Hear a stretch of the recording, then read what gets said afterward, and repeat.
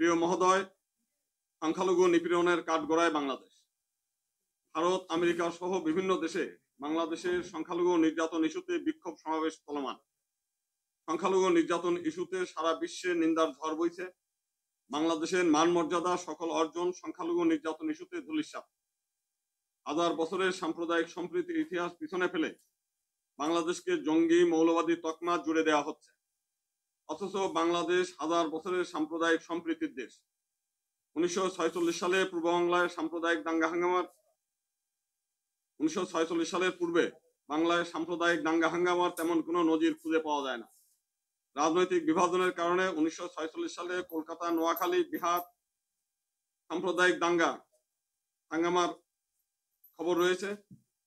পাকিস্তান প্রতিষ্ঠার পূর্বে পূর্ব পাকিস্তানে বর্তমান বাংলাদেশকে হিন্দু শূন্য করার যে পরিকল্পনা হয় তাও ছিল রাজনৈতিক কারণে।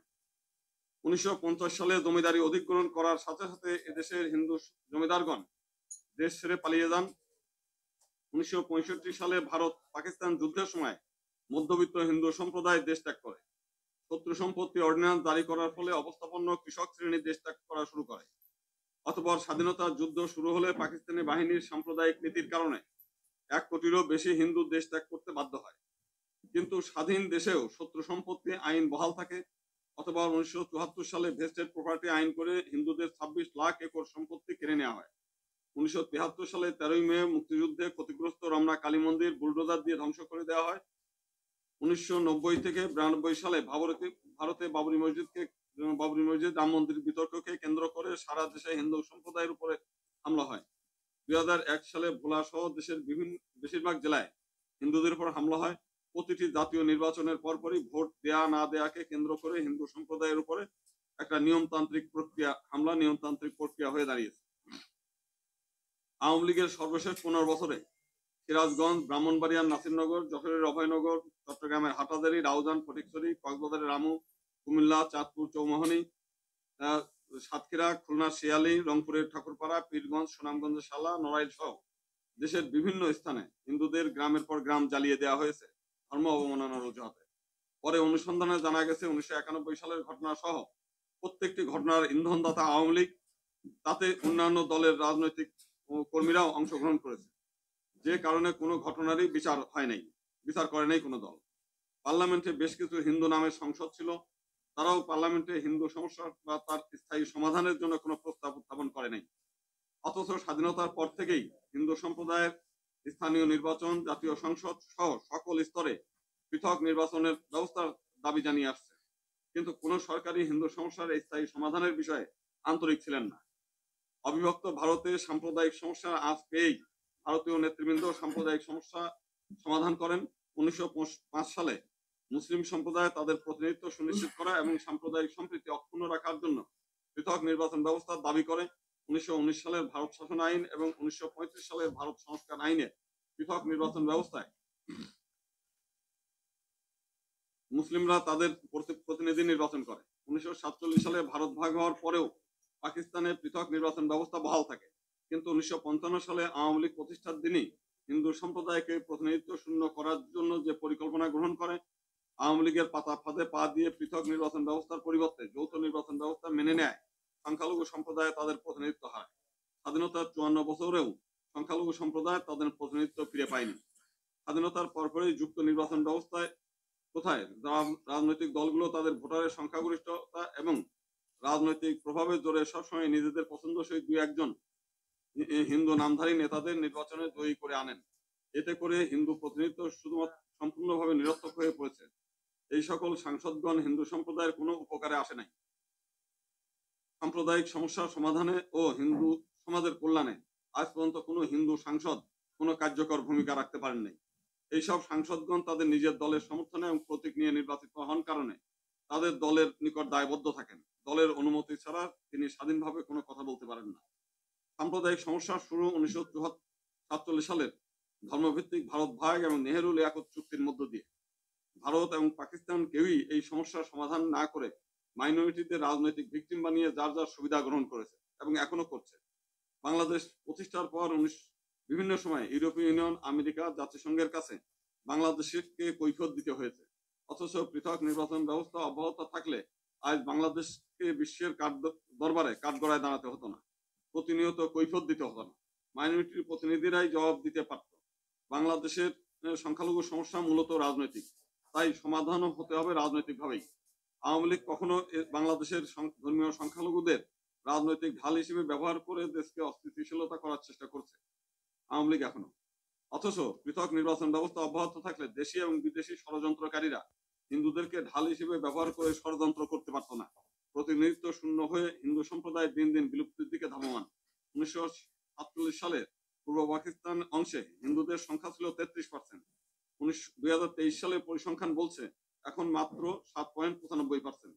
অর্থাৎ এই অবস্থা অব্যাহত থাকলে আগামী 20-22 বছরে এদেশ হিন্দু শূন্য হবে।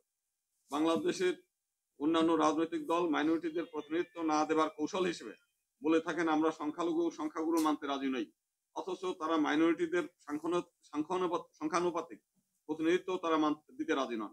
বিএনপি এবং আওয়ামী লীগ বিভিন্ন সময়ে রাজনৈতিক ক্ষমতায় বসেছিল, কিন্তু কখনোই মাইনরিটিদের আনুপাতিক হারে প্রতিনিধিত্ব দেন নাই। ভবিষ্যতেও 2-4 জন ছাড়া আশা করা যায় না। 2-4 জন যারা আসবে তারাও মাইনরিটিদের পক্ষে প্রতিনিধিত্ব করতে পারবে না। অন্যান্য দল থেকেও মাইনরিটি প্রতিনিধিত্ব অনিশ্চিত। অর্থাৎ বলা যায় আগামীতে যারাই ক্ষমতায় বসুন না কেন, জাতীয় সংসদ মাইনরিটি প্রতিনিধিত্ব শূন্য থাকবে। এই একই সঙ্গে মাইনরিটিদের ব্যবহার করে রাজনৈতিক ষড়যন্ত্র চলতেই থাকবে এই দেশ হিন্দু শূন্য না হওয়া পর্যন্ত। আমরা বাংলাদেশের মাইনরিটি সমস্যার স্থায়ী সমাধান চাই, বিশ্বে বাংলাদেশের ভাবমূর্তি উজ্জ্বল দেখতে চাই। একই সঙ্গে মাইনরিটিদের রাজনৈতিক ঢাল হিসেবে ব্যবহার করে দেশে এবং বিদেশে যারা দেশকে মৌলবাদী জঙ্গিবাদী প্রচার করে রাজনৈতিক সুবিধা নিয়েছে এবং দেশকে অস্থিতিশীল করার চেষ্টা করছে তাদের কবর রচনা করতে চাই, এবং তা সম্ভব পৃথক নির্বাচন পদ্ধতি পুনঃবাস্তবায়নের মধ্য দিয়ে। পৃথক নির্বাচন ব্যবস্থা একটি বিশ্ব নন্দিত এবং বিশ্ব স্বীকৃত নির্বাচন ব্যবস্থা। পৃথক নির্বাচন পদ্ধতি সম্পর্কে বিশদ ব্যাখ্যা করেন প্রখ্যাত ব্রিটিশ সামাজিক দার্শনিক, অর্থনীতিবিদ, ন্যায়শাস্ত্রবিদ, নীতিতত্ত্ববিদ, রাজনীতিবিদ ও রাজনৈতিক চিন্তাবিদ জন স্টুয়ার্ট মিল।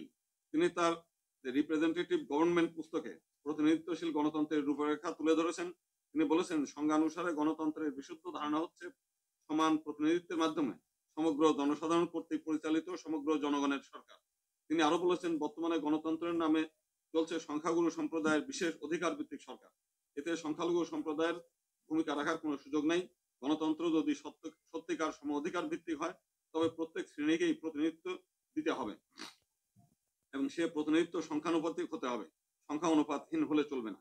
যেখানে জনসংখ্যার একাংশকে প্রতিনিধিত্বের ন্যায্য ও সমান অধিকার থেকে বঞ্চিত করা হচ্ছে, সেখানে সমস্ত ন্যায্য শাসন নীতির খেলাপ তো বটেই, সবচেয়ে বড় কথা এই যে তা গণতন্ত্রের নীতিরও তা খেলাপ। কারণ গণতন্ত্রের মূল ভিত্তি হচ্ছে সাম্য। গণতন্ত্রের অপরিহার্য অঙ্গ হচ্ছে সংখ্যালঘুকে উপযুক্ত প্রতিনিধিত্ব দান করা, তা না হলে গণতন্ত্র হবে ভুয়া, মিথ্যা ও অসার। সংখ্যালঘুকে উপযুক্ত প্রতিনিধিত্ব দান করা এবং তা না হলে গণতন্ত্র হবে ভুয়া, মিথ্যা এবং অসার। তিনি নির্বাচন পদ্ধতি নিম্ন রূপরেখা দিয়েছেন। প্রতিনিধি সভায় মোট যতটি আসন তা দিয়ে মোট ভোটার সংখ্যাকে ভাগ করে যে সংখ্যা পাওয়া যায় তত সংখ্যক ভোটার একজন প্রতিনিধি নির্বাচন করার অধিকারী হবে। কোনো প্রার্থী নির্ধারিত ভোট পেলেই সে নির্বাচিত হবে। সে ভোট একাধিক নির্বাচিত এলাকা থেকে সংগৃহীত হলেও দোষ নেই। ভোট গ্রহণ অবশ্যই এখনকার মতোই ভোটারের সংশ্লিষ্ট এলাকার নির্দিষ্ট কেন্দ্রেই অনুষ্ঠিত হবে, কিন্তু ভোটার তার খুশিমতো যে কোনো এলাকার প্রার্থীকে ভোট দিতে পারবেন। গড়পড়তায় এক নির্বাচনী এলাকার লোক সংখ্যা তত সংখ্যক লোক সম্বলিত সংখ্যালঘু যদি সারা দেশময় ও বিচ্ছিন্ন অবস্থায় থাকে, তবুও তাদের একযোগে একজন প্রতিনিধি নির্বাচনের ব্যবস্থা করা না হলে প্রকৃত সমতা রক্ষা হয় না। কাজেই কোনো ভোটার তার নিজস্ব এলাকার প্রার্থীকে প্রতিনিধি হিসেবে না চাইলে দেশের যে কোনো এলাকা থেকে তার মন মতো প্রার্থীকে ভোট দিয়ে তাকে নির্বাচিত করতে সাহায্য করতে পারবে। উক্তভাবে দেশের 64 জেলা নির্বাচিত দলের প্রতীকে নির্দিষ্ট দলের প্রতীকে ভোট দিতে পারবে। দল তার প্রাপ্ত ভোট অনুসারে তাদের প্রতিনিধি নির্বাচিত করবে। 64 জেলার মধ্যে যে জেলায় সংখ্যালঘুরা বেশি আছে সেখানে সাধারণ সিটের অতিরিক্ত এক বা একাধিক সংখ্যালঘু সংসদীয় সিট নির্ধারণ করা হবে। আবার যে জেলাগুলোতে সংখ্যালঘু জনসংখ্যা কম সেখানে একাধিক জেলা মিলে এক বা একাধিক সংসদীয় সিট নির্ধারণ করা যেতে পারে। পৃথক নির্বাচন ব্যবস্থার রূপরেখা। সংখ্যালঘু সম্প্রদায়ের জন্য জনসংখ্যা অনুপাতে আসন সংরক্ষণ করতে হবে। সারা দেশের প্রাপ্ত ভোট অনুসারে প্রতিদ্বন্দ্বিতাকারী দলগুলো সদস্য মনোনীত করবে। হিন্দু, বৌদ্ধ, খ্রিস্টান, আদিবাসী, জাতিগত সংখ্যালঘু সম্প্রদায়ের ভোটারগণ সরাসরি ভোটে স্ব স্ব সম্প্রদায়ের প্রতিনিধি নির্বাচন করবেন। ধর্মীয় সংখ্যালঘু বা যে কোনো ধরনের দুর্বল জনগোষ্ঠী রাজনৈতিক অধিকার প্রতিষ্ঠায় বিশেষ সাংবিধানিক রক্ষা কবচ এর প্রয়োজনীয়তা উপলব্ধি করেই কায়েদে আজম মোহাম্মদ আলী জিন্নাহ বলেছিলেন, বহুদিন ধরে মুসলিম জনগোষ্ঠী রাজনৈতিক ক্ষেত্রে ঘুমন্ত ও অবসাদগ্রস্ততার মধ্যে পড়ে আছে। তাদেরকে সেই অবস্থা থেকে তুলে আনার জন্য আমার বিশ্বাস, পৃথক নির্বাচন এর বিষয়টি শুধু কোনো নীতির প্রশ্ন নয়, প্রশ্নটি হচ্ছে প্রয়োজনীয়তা। এ কারণে আমি আমার হিন্দু ভাইদের অনুরোধ করব, তারা যেন বর্তমান পরিস্থিতিতে দেশের ধর্মীয় সংখ্যালঘু মুসলিম সম্প্রদায়ের আস্থা ও বিশ্বাস অর্জনের চেষ্টা করেন এবং সংখ্যালঘু গোষ্ঠী পৃথক নির্বাচনের জন্য সংকল্পবদ্ধ। এই ক্ষেত্রে তারা যেন বাধা প্রদান না করেন। অবিভক্ত ভারতের সংখ্যালঘু মুসলমানদের ক্ষেত্রে সেদিন যে কথাটি সত্য ছিল, স্বাধীন বাংলাদেশে হিন্দু সম্প্রদায়ের ক্ষেত্রে তা আজ অধিকতর সত্য। কারণ অবিভক্ত ভারতে মুসলিম সম্প্রদায় ক্ষয়িষ্ণু ছিল না, কিন্তু বাংলাদেশে হিন্দু সম্প্রদায় দিনে দিনে বিলুপ্তির দিকে যাচ্ছে রাজনৈতিক প্রতিনিধিত্বহীনতার কারণে। ভারতবর্ষের সংখ্যাগুরু হিন্দু সম্প্রদায় মুসলমানদের এই অনুরোধ বিনা বাক্য মেনে নিয়েছিলেন। বাংলাদেশের হিন্দু সম্প্রদায়ের প্রতিনিধিত্ব নিশ্চিত করতে পৃথক নির্বাচনের দাবিটি মুসলিম সম্প্রদায়ও কোনো প্রকার গড়িমসি না করে মেনে নেবেন বলে সংখ্যালঘু হিন্দু সম্প্রদায় আশা করে। এতে করে একদিকে মাইনরিটিদের প্রতিনিধিত্ব সুনিশ্চিত হবে, রাজনৈতিক ষড়যন্ত্র নস্যাৎ হবে এবং দেশে এবং বিদেশে বাংলাদেশের ভাবমূর্তি উজ্জ্বল হবে।